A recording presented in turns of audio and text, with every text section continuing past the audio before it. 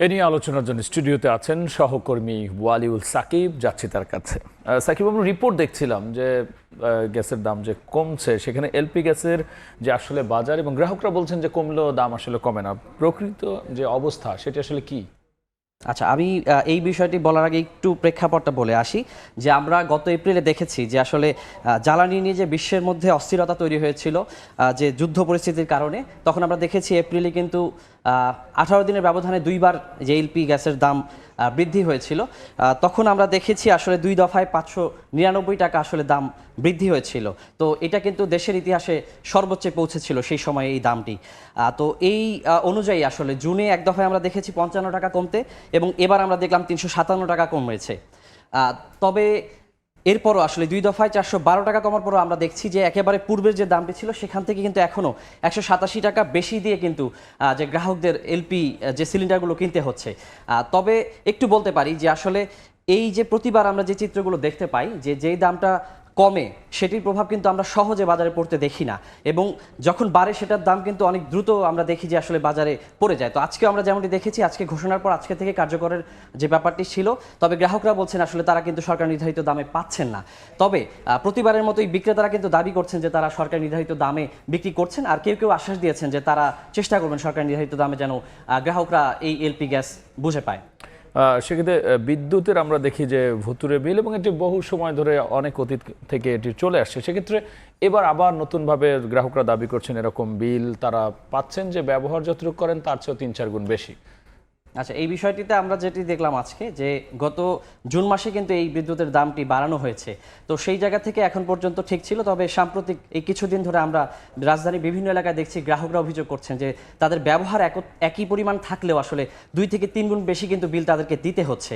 আর এই বিষয়টি নিয়ে আসলে বিশেষজ্ঞরা বলছেন যে এই বিষয়টি সংস্থাগুলোর অনিয়ম থেকেই কিন্তু এই জিনিসটি হচ্ছে। তারা কিন্তু এই বিষয়টিকে কোনো ধরনের ত্রুটি হিসেবে মনে করছেন না, যদিও বিদ্যুৎ বিভাগের দাবি হচ্ছে যে এই বিষয়গুলো যান্ত্রিক ত্রুটি হয়ে থাকতে পারে। তারা বলছেন যে বিষয়গুলো খতিয়ে দেখবেন এবং এই বিষয়গুলো নিয়ে আসলে তারা ব্যবস্থা নেবেন।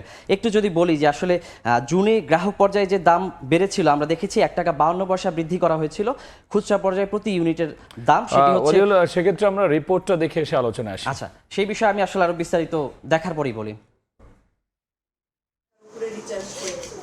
রাজধানীর মোহাম্মদপুরের বাসিন্দা সিজার রহমান গত 5 বছর আছেন একই বাসায়। সাধারণত 1.5 থেকে 2,000 টাকায় সীমিত থাকে মাসের বিদ্যুৎ খরচ, কিন্তু জুনে এক লাফে তা অস্বাভাবিক হারে বেড়েছে কয়েক গুণ। এটা টোটালি একটা ভুতুরে ব্যাপার মনে হচ্ছে, যেটা একেবারে অস্বাভাবিক। এটা কখনোই হয় না, স্বাভাবিকের তুলনায় 3-4 গুণ বেশি। অলরেডি আমরা রিচার্জ করে ফেলেছি, জাস্ট 15 দিনে আমরা 6,500 করেছি, আর তার আগে তো যেটা করেছি অলমোস্ট 8-9 হাজার টাকার মতো আমাদের এই 1 মাসে করা হয়ে গেছে। সাবেক সরকারি কর্মকর্তা লতিফ বক্সির অভিজ্ঞতাটা আরও তিক্ত। প্রিপেড মিটার রিচার্জের 3 দিনের মধ্যে নজিরবিহীনভাবে কেটে নেওয়া হয়েছে 7,000 টাকার বেশি। 28 তারিখে আমি 8,000 টাকা রিচার্জ করলাম, 28, 29, আজকে হলো 30, আজকে আমার ব্যালেন্স হলো 961 টাকা। কিভাবে সম্ভব? অ্যাভারেজ আমার প্রতি মাসে প্লাস মাইনাস 5,000 টাকায় হয়ে যায়, কিন্তু আমার এই মাসে যেভাবে হয়েছে এটা মানে বেশ অবিশ্বাস্য। কমপ্লেন করলে বলে আমাদের কিছু করার নাই। রাজধানীতে এমন অভিযোগ অগণিত গ্রাহকের। জুন থেকে বিদ্যুতের দাম বাড়ানো হয়েছে বটে, তবে যে হারে টাকা কাটা হচ্ছে তা একেবারে অস্বাভাবিক। বিদ্যুতের ব্যবহার প্রায় একই রকম থাকলেও জুনে এসে বিল গুনতে হচ্ছে আগের তুলনায় দ্বিগুণ 3 গুণেরও বেশি। এরকম ভাবে তো কোনো সময় কাটে নাই। টাকা ভরতেছি, টাকা চলে যাচ্ছে, কেন কাটতেছে এটা কোনো সদুত্তর তারা দিতে পারতেছে না। এখন বিদ্যুতের দাম বাড়লে তাই বলে কি একদিনে 300, 400, 500 টাকা করে একটা ঘরের বিদ্যুৎ চার্জ করে? 1,000 টাকা 1 মাসে উপরে যেত, কিন্তু এখন আমার 2,000 টাকা 1 মাস যায় নাই। গত মাসে যে ব্যবহার ছিল আমার এই মাসে সেম ব্যবহারই আছে, কিন্তু আমার গত মাসে ছিল আমার 1,500 টাকা ছিল, এখন আমার হয়ে গেল 4,000 টাকা। তাহলে তো অস্বাভাবিক মনে হবেই। এরকম ভাবে হইলে তো আমরা চলতে পারতেছি না, আমাকে আট থেকে কারেন্টের বিলই বেশি যেতে আছে।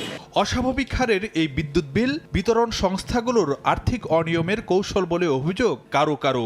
গ্রাহকদের প্রতি বিদ্যুৎ বিতরণ কোম্পানিগুলো কতটা দায়বদ্ধ তা নিয়ে প্রশ্ন আছে কম বেশি। অতিরিক্ত বিদ্যুৎ বিল নেওয়া সহ হরহামেশাই গ্রাহক ভোগান্তির যেসব অভিযোগ সামনে আসছে তা নিয়ন্ত্রণে বিতরণ কোম্পানিগুলোকে জবাবদিহিতার আওতায় আনার তাগিদ দিচ্ছেন বিশেষজ্ঞরা।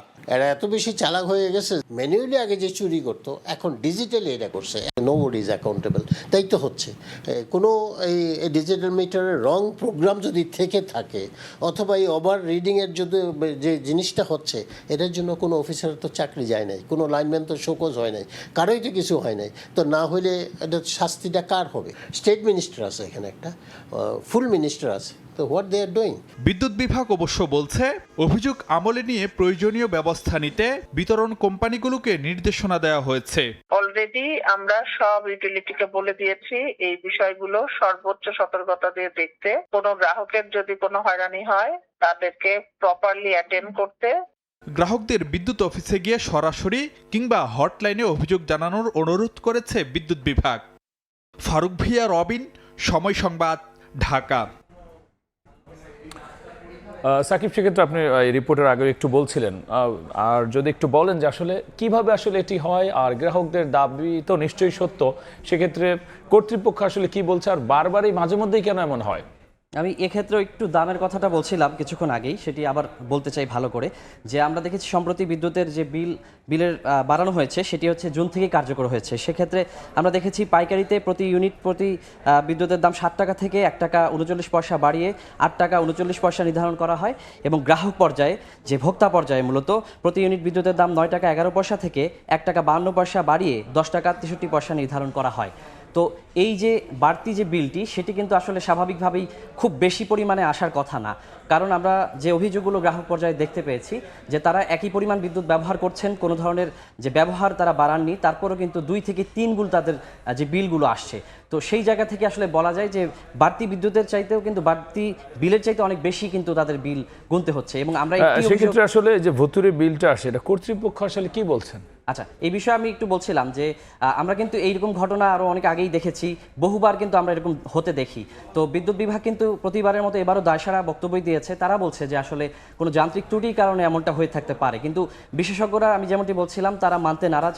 তারা বলছেন যে এই বিষয়গুলো মূলত তাদের যে সংস্থাগুলো, বিতরণ সংস্থাগুলো রয়েছে, তাদের আর্থিক অনিয়মের হচ্ছে বিভিন্ন ধরনের কৌশল।